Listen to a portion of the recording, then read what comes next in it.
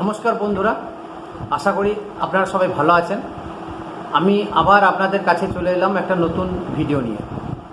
যে সমস্ত দর্শক মণ্ডলী আমার ভিডিও দেখছেন তাদেরকে অসংখ্য ধন্যবাদ, এবং যারা সাবস্ক্রাইব করেছেন তাদেরকেও অসংখ্য ধন্যবাদ। তো যারা দেখছেন অথচ সাবস্ক্রাইব করছেন না, তাদের কাছে আমার প্রতিনিয়ত অনুরোধ, সাবস্ক্রাইব অবশ্যই করবেন, যাতে আমি উৎসাহিত হই এবং এই ধরনের অ্যাওয়ারনেস টাইপের ভিডিও আমি নিয়ে আসতে পারি। যাই হোক, অক্ষয় কুমারের একটা সিনেমা জানোয়ার, তাতে তাকে স্টান্টের ভূমিকায় অভিনয় করতে দেওয়া হয়েছে। এবং স্টান্টটা কি, জঙ্গলের মধ্যে দিয়ে নদী জঙ্গল পেরিয়ে যেতে হবে এবং কিছু পাগল কুকুর তার পিছনে ছেড়ে দেওয়া হয়েছে। কথা ছিল মোটামুটি 4-5টা কুকুর তার পিছনে যাবে, এবং সে একটা ডাইরেক্টর জায়গা দেখিয়ে দিয়েছে, এই রাউন্ডে এই সীমানার মধ্যে তোমাকে দৌড়ে চলে আসতে হবে। সে দৌড়াচ্ছে, পাগল কুকুরগুলো তার পিছনে দৌড়াচ্ছে, মানে অপরাধী। জঙ্গলের মধ্যে ঢুকে যখন দৌড়াতে দৌড়াতে শুরু করলো, হঠাৎ করে জঙ্গলের ভিতর থেকে আরও 4-5টা কুকুর ওদের সঙ্গে নিয়ে নিল, যেগুলো কিন্তু ওই ডাইরেক্টরের ছিল না। এইভাবে মোটামুটি নয় করে 15 থেকে 20টা কুকুর তার পিছনে দৌড়াচ্ছে। কিছু 2-4টে তো তাকে ঝাপটে ধরেও ফেলেছিল। যাই হোক, যে ছুরি দিয়ে তাকে হত্যা করে সে পাহাড় থেকে জলে ঝাঁপ দিয়ে নিজের প্রাণ বাঁচায়। ঠিক সেরকম আজকে বিগত 10 বছর ধরে নরেন্দ্র মোদী সরকার ভারতবর্ষটাকে চালিয়ে আসছে। যে বিরোধী পক্ষ আছে তাদের যে অবস্থা, তাদের মানে পেটের মধ্যে যে গুড়গুড়ুনি ভাব শুরু হয়ে গেছিল, যে এই বুঝি আমাদের ক্ষমতা চলে যাবে, আমাদের রাজনীতির সত্তা চলে যাবে, রাজনীতির ময়দানে আমাদের আর কোনো নাম থাকবে না। তো যেন তেন প্রকারে এই নরেন্দ্র মোদীকে না হাঁটাতে পারলে আমাদের কিন্তু সমস্ত কিছু নষ্ট হয়ে যাবে। শুধু রাজনৈতিক নেতাদেরকে আমি দোষ দেব না, এই রাজনৈতিক নেতাদের পিছনে এই বড় বড় সাহিত্যকার, বড় বড় মিডিয়া, বড় বড় লেখক এবং বর্তমান যুগে সোশ্যাল মিডিয়ার একটা বিশাল বড় অংশ হাত ধুয়ে নরেন্দ্র মোদীর পিছনে পড়েছিল।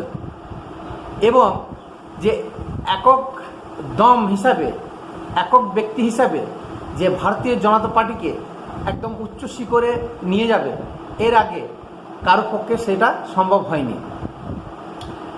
স্বাধীন ভারতে কোনো হিন্দু প্রধানমন্ত্রী পরপর 3বার প্রধানমন্ত্রিত্ব পেলেন বা প্রধানমন্ত্রী হলেন। এর আগে নেহেরু 3বার হয়েছিলেন, আমাদের জন্ম হয়নি, আমরা শুনেছি।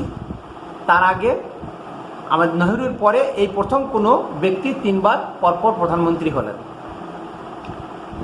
এই যে প্রধানমন্ত্রিত্ব তৃতীয়বারের জন্য নরেন্দ্র মোদী হলো, এই সময়কালটা অত সহজও ছিল না। যেমন বিজেপি পার্টি নরেন্দ্র মোদী নির্ভর হয়ে উঠেছিল, যত নরেন্দ্র মোদী একা খেটে সরকার, দেশ এবং পার্টিটাকে সারা পৃথিবীর 1 নম্বর জায়গাতে নিয়ে গেছে, সেরকম আজ পর্যন্ত কোনো বিজেপি নেতার পক্ষে সেটা সম্ভব হয়নি।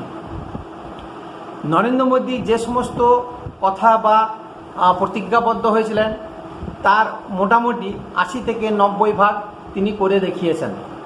এরকম খুব কম প্রধানমন্ত্রী করে থাকে। যার ফলে যে সমস্ত দুর্নীতিগ্রস্ত নেতা, দুর্নীতিগ্রস্ত পার্টি ছিল, তাদের রুজি রুটি, তাদের আখের বন্ধ হয়ে যাচ্ছিল, তাদের দোকানপাট বন্ধ হয়ে যাচ্ছিল। যার পরনায় তারা যত নিচে নামতে হয় তত রকম নিচে নামার তারা চেষ্টা করেছে এবং নেমেছে। পরক্ষণে বিজেপি পার্টি নরেন্দ্র মোদী নির্ভর হওয়াতে সমস্ত এমপি, এমএলএ, পার্টি কার্যকর্তা হাল ছেড়ে বসে আছে। তারা জানে যে নরেন্দ্র মোদী আছে যখন, আমরা এমনি এমনি জিতে যাব। কোনো জিনিসটা ব্যক্তি নির্ভর হলে তার পরিণতি এরকমই হয়। এই যে বিজেপিকে সমানে মুসলিম বিরোধী বা মৌলবাদী পার্টি ঘোষণা করে আসছে শুরু থেকে, কারা না কংগ্রেস। আচ্ছা বলুন তো, ভারত স্বাধীন হওয়ার আগে থেকে বিজেপি পার্টি ছিল না? তখন জনসংঘ নামে পার্টি ছিল। তো সেই জনসংঘ থেকে বিজেপি পার্টির উৎপত্তি। আজকে যে ধর্মের ভিত্তিতে বা ধর্মের সঙ্গে যে ধর্ম মানে বিভিন্ন ধর্মাবলম্বীর সঙ্গে লড়াই লাগানো, বিশেষ করে মুসলিম সম্প্রদায়কে মুছে ফেলা বা লড়াই লাগানো, এই যে কথাবার্তা প্রচার করে কংগ্রেস বা অন্যান্য তার সহযোগী দল, এটা বিজেপির ওপরে চাপিয়ে দেয়। আপনারা ইতিহাস ঘেঁটে দেখুন, সারা অখণ্ড ভারত ভাগ হয়েছিল ধর্মের ভিত্তিতে, হয়নি কি? ভারত পাকিস্তান ভাগ হয়েছিল ধর্মের ভিত্তিতে। হিন্দু মুসলমান এই যে ভাগ করেছিল, কে করেছিল? তখন তো বিজেপি ছিল না, কংগ্রেস করেছিল। তাহলে কংগ্রেস ধর্মের ভিত্তিতে মৌলবাদী সংগঠনের পাল্লায় পড়ে বা মৌলবাদী মনোভাব নিয়ে যে বিচ্ছিন্নতাবাদী শুরু করেছিল, সে কিন্তু কমিউনাল হলো না, আর সে কিন্তু মুসলিম বিরোধী হলো না, সে মুসলিমের বন্ধু হলো। স্বাধীনতার পর থেকে যত বেশি দাঙ্গা হয়েছে সব কংগ্রেস শাসিত অঞ্চলে বা কংগ্রেস শাসিত রাজ্যে হয়েছে। তখন কিন্তু বিজেপি ছিল না। বিজেপির উত্থান 1980-র পর থেকে, একটি দুটি সিট। 1984 যে দাঙ্গা হয়েছে, যে নরসংহার হয়েছে ইন্দিরা গান্ধী হত্যার পরে, যে শিখ সম্প্রদায়কে জ্বালিয়ে পুড়িয়ে মেরেছে, যে গণহত্যা করেছে, কংগ্রেসের লোকই করেছে। তখনও কিন্তু বিজেপি ছিল না।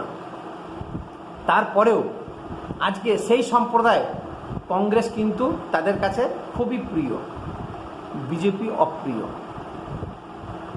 যখন অটল বিহারী সরকার এলো তখন মিলিজুলি সরকার ছিল, এবং প্রথম থেকেই কংগ্রেসের এটাই প্রচার যে বিজেপি যদি ভারতবর্ষে আসে তাহলে কমিউনাল রাইট হবে, মুসলিমদের এখানে বসবাস করা চলবে না বা বসবাস করতে দেবে না। তো যাই হোক, অটল বিহারী সরকার, মিলিজুলি সরকার এলো, কিছুই হয়নি। কি বলল? তখন প্রচার করছে যে না, এটা তো মিলিজুলি সরকার এসেছে, একক সংখ্যাগরিষ্ঠতা যখন আসবে তখন কিন্তু কমিউনাল রাইট হবে, মুসলিমদের প্রতি অত্যাচার হবে। এইভাবে চলতে আসলো। তারপরে দেখুন 2014 সালে ব্যাপক হারে জিতে প্রথমবার সরকার গঠল। সেই সরকার 5 বছর চলল। তখন আবার প্রচার করছে যে বিজেপি এই তো সবে প্রথমবার এলো, দ্বিতীয়বার এলেই দেখবেন কিভাবে রাইট হবে আর কিভাবে অত্যাচার করবে, মানুষের অধিকার কেড়ে নেবে। দ্বিতীয়বারও এলো 2019 সালে। তো তখন আর কিছু কথা নেই। যখন তৃতীয়বারের জন্য প্রস্তুতি নিচ্ছে আসার জন্য, এবং নরেন্দ্র মোদী সরকার সংসদে ঘোষণা করলেন যে আবকি বার 400 পার, যে 400 সিট তারা যেমন করে হোক পাবেই পাবে। কারণ জনতা জনার্দন বুঝে গেছে তৃতীয়বারের জন্য আবার মোদী সরকারকে চাইছে। এই যে মুখ থেকে বলল যে 400 সিট সে পাবে, বিজেপি পাবে, এইটাই বিরোধী পক্ষ হাতিয়ার করে নিল। তারা কি প্রচার করতে শুরু করে দিল? সঙ্গে সঙ্গে তারা জনগণের কাছে পৌঁছে গেল যে এরপরে যদি মোদী সরকার আসে তাহলে মোদী সরকার যে সমস্ত কাজগুলো করছে প্রত্যেকটি ভারত বিরোধী কাজ করছে, জনগণ বিরোধী কাজ করছে। 400 সাংসদ যদি চলে আসে তাহলে ভারতের সংবিধানটাই পাল্টে দেবে, সেকুলার থাকবে না, হিন্দু মুসলিম নানান জাতি নানান ধর্মের মানুষ যে বসবাস করত সেটা সম্ভব হবে না, শুধু হিন্দুরা থাকবে, হিন্দু রাষ্ট্র গঠন করবে। এবং শুধু তাই নয়, যে one nation one vote policy ঘোষণা করে রেখেছে আগে থেকে, এই যে one nation one vote policy প্রচার করতে শুরু করলো যে আর কোনো দিন ভোট হবে না, এই ভোটটাই শেষ ভোট। তার আর ভোট না হলে নরেন্দ্র মোদী লাইফ টাইমের জন্য প্রধানমন্ত্রী থেকে যাবে। যদি নরেন্দ্র মোদী লাইফ টাইম প্রধানমন্ত্রী থেকে যায় তাহলে মুসলিমদের কি দুর্দশা হতে পারে আপনি চিন্তা করতে পারেন? এই যে ভয় ধরালো পাবলিকের মাঝে, আর পাবলিক সেটা খেয়েও নিল। মেন স্ট্রিম মিডিয়া, খবরের কাগজ, এবং সবথেকে বড় কাজ করেছে সোশ্যাল মিডিয়া। এই সোশ্যাল মিডিয়ার প্রচারে আজকে ব্যাপক হারে নরেন্দ্র মোদীর মানে এগেনস্টে প্রচার হয়েছে, যার ফলে আজকে বিরোধী পক্ষে এত আসন বেড়েছে, নাহলে কিন্তু বাড়ত না। অযোধ্যায় যে বিজেপি হেরে গেছে, সেখানে কি প্রচার করেছে যে আরে রাম মন্দির তো হলো, তোমাদের তো বাড়ি ঘরদর সব ভেঙে দিয়ে জায়গা জমি সব নিয়ে নিল, আজকে তোমরা অযোধ্যা থেকে সরে গিয়ে বাস করছো, হয়তো সরকার তোমাদেরকে কম্পেনসেশন দিয়ে দিয়েছে। এই অযোধ্যা মানুষদের মতন সারা ভারতবর্ষে প্রত্যেকটি মানুষকে এইভাবে ভুল বুঝিয়েছে। শুধু কংগ্রেস পার্টি তার সহযোগী দল এরা যে ভুল বোঝাতে পেরেছে তা কিন্তু নয়। এদের হয়ে প্রচার করেছে সোশ্যাল মিডিয়া, এদের হয়ে প্রচার করেছে কিছু গদি মিডিয়া, এদের হয়ে প্রচার করেছে কিছু মৌলবাদী সংগঠন, এদের হয়ে প্রচার করেছে কিছু দেশ বিরোধী মানুষ যা ভারতবর্ষে বসবাস করে, ভারতের খায়, ভারতের সমস্ত কিছু অন্ন বস্ত্র তারা পরিধান করে, সেই সব মানুষ, সেই ডোগলা মানুষের প্রচারে আজকে এই দুর্দশা। দেখুন আজকে আমাদের পার্শ্ববর্তী যে দেশ পাকিস্তান এবং বাংলাদেশ বিশেষ করে এবং শ্রীলঙ্কা, এরা কোনোদিনই চাইবে না ভারতের উন্নতি, এরা বরাবরই ভারতের এগেনস্টে আছে, সে পারুক আর চাই না পারুক। আপনার বাড়ির বাইরে যে নেড়ি কুত্তা থাকে, যে মানে কিছু হিংস্র পশু ঘুরে বেড়ায়, তারা সবসময় চাইবে পাঁচির টপকে কিছু ছিঁড়ে খেয়ে নিতে বা কিছু আপনার ক্ষতি করতে। সেরকমই বাংলাদেশ এবং পাকিস্তানের মৌলবাদী সংগঠন আছে, এরা সবসময়ই চাইবে যে ভারতের ক্ষতি করতে। সেই ক্ষতি তো তারা ডাইরেক্ট করতে পারবে না, অত সাহস তাদের নেই, অত বুকের পাটা তারা নেই। তাহলে কি করবে না, আমাদের দেশের যে বিভীষণ আছে সেই বিভীষণের সঙ্গে সাঁটগাঁট করে দেশের ক্ষতি করবে। সেই বিভীষণরা কি করবে না, তাদের নিজস্ব কোনো বোধ বুদ্ধি নেই, তাদের নিজের যোগ্যতার অভাব আছে এবং তারা শুধু নিজের পরিবারকে ছাড়া আর কাউকে চিনে না, নিজের সন্তান ছাড়া অপরের সন্তানকে তারা চিনে না, দেশের নিয়ে তারা ভাবে না, কি ক্ষতি হলো কি হলো না কোনো যায় আসে না। তারা এই দেশের সম্পত্তি বিক্রি করে বিদেশে চলে যাবে সেটেল হতে। এরকম বহু নেতা নেত্রী আছে যারা বিদেশে সেটেল হয়ে গেছে। সেই সব মানুষকে সঙ্গে নিয়ে আজকে এই শক্তপোক্ত মজবুত সরকারকে ভাঙার প্রয়াস চালিয়েছিল। আজও পর্যন্ত এখনও পর্যন্ত তারা চালিয়ে যাচ্ছে, যে এখনও পর্যন্ত বলছে যে নরেন্দ্র মোদী সরকার বেশি দিন থাকবে না, কেউ বলছে 2 মাস থাকবে, কেউ বলছে 6 মাস থাকবে, কেউ বলছে 3 মাস থাকবে। আরে যাই হোক, সে তো শপথ তো নিল, তা করছে। আজকে ভারতবর্ষকে কেউ চিনত না। ভারতবর্ষের প্রধানমন্ত্রী বিদেশে সফর করলে বিদেশের রাষ্ট্রপতিদের পিছনে পিছনে মিউ মিউ করে ঘুরে বেড়াতো।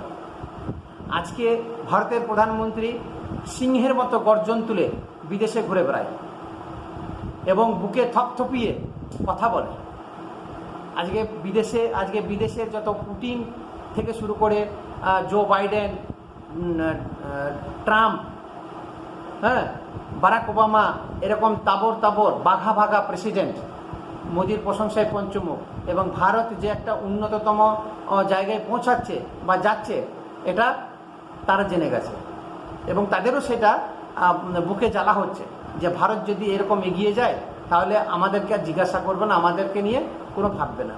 আজকে চিন্তা করুন, কোনো এক সময় 1 টাকা সমান $1 বা $1 থেকে টাকার মূল্য অনেক বেশি ছিল। আজকে কি অবস্থা না, $1 সময় সেখানে 85-86 টাকা হয়ে গেছে, টাকার মূল্য কোথায় নেমে গেছে। তা এমন কিছু অর্থব্যবস্থা চাঙ্গা করছে যা সেই জন্য আজকে আমেরিকা, ইউরোপ কান্ট্রি থরথর করে কাঁপছে যে ইন ফিউচার যে সমস্ত বিজনেস যে স্ট্র্যাটেজি আছে ভারতবর্ষে চলে যাবে। চীনের মতন এত বড় একটা রাষ্ট্র সে পর্যন্ত আজকে ভারতের সঙ্গে পাঙ্গা নিতে ভয় পায়। তাহলে বলুন, এরপরে যদি এই বিদেশি শত্রু আক্রমণ করে বা বিদেশি যে সমস্ত দেশ আছে আমাদের শত্রু দেশ, সেইগুলোকে যেভাবে আটকে রাখা আছে, মোদী সরকার যদি চলে যায় তাহলে দেশটা সুরক্ষিত থাকবে না। মৌলবাদীদের মাথাচাড়া দিয়ে দেবো। আজকে চিন্তা করুন, 10 বছরে কোথাও বোমা বিস্ফোরণ হয়নি। যখনই জানতে পেরেছে যে মিলিজুলি একটা সরকার হচ্ছে মোদী সরকার, মোদী গভর্নমেন্ট আর ফর্ম করবে না, দেখুন সঙ্গে সঙ্গে জম্মু কাশ্মীরে নিরীহ বাস যাত্রীদের প্রতি অকথ্য গুলিগালা চালিয়ে সন্ত্রাসবাদীদের কী অবস্থা। তাহলে এই তো শুরু, নমুনা কিভাবে টাইট করে রেখেছিল আজকে 10 বছর ধরে সমস্ত আতঙ্কবাদীদেরকে বা রেখেছে। আপনারা শান্তিতে ঘুমোচ্ছেন, ভালো আছেন, আমরা সবাই দেশবাসী শান্তিতে আছি।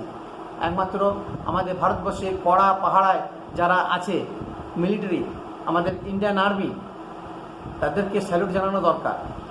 আজকে পশ্চিমবাংলার বুক থেকে বিএসএফকে গালাগালি করা হয়, আর্মিদেরকে গালাগালি করা হয়, তাহলে পশ্চিমবাংলা কি ভারতের বাইরে?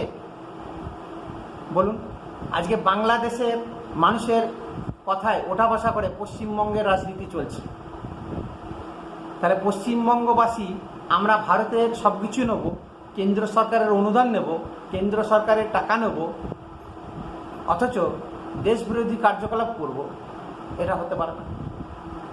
তো আপনি একজন জ্ঞানী শ্রোতা, জ্ঞানী দর্শক এবং আধুনিক মানসিকতা যদি হন, আপনি এর জবাব দেবেন, এর বিচার কিন্তু আপনি করবেন, আপনারা করবেন।